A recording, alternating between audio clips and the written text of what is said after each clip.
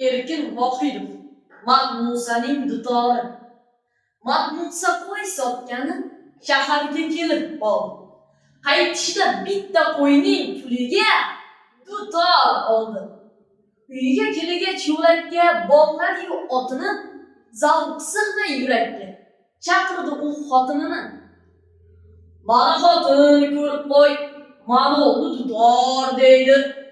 Mana u bog'ichni parda, mana u ipni tor deydi. Mana u quloq, bu xarrak, ya'ni eshak bo'ladi. Shaharlik uni bunday qilib chaladi. Munojot deb otini Matmusa kuy chalibdi. Quloq solib xotini ermasa qoyil qolibdi. Debdi. Rahmat shaharlik, yaxshi cholg'u beribdi. Faqat bitta narsaga aqlim yetmay turibdi.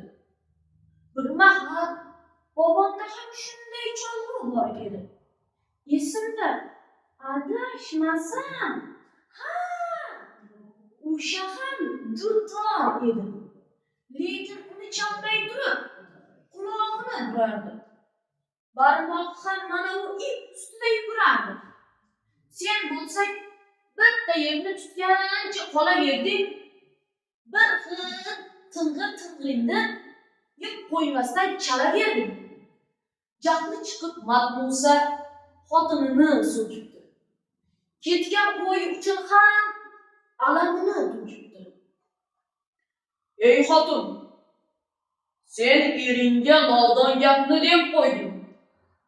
Nima bo'ldi? Yo qarib, es-hushingni yeb qo'yding.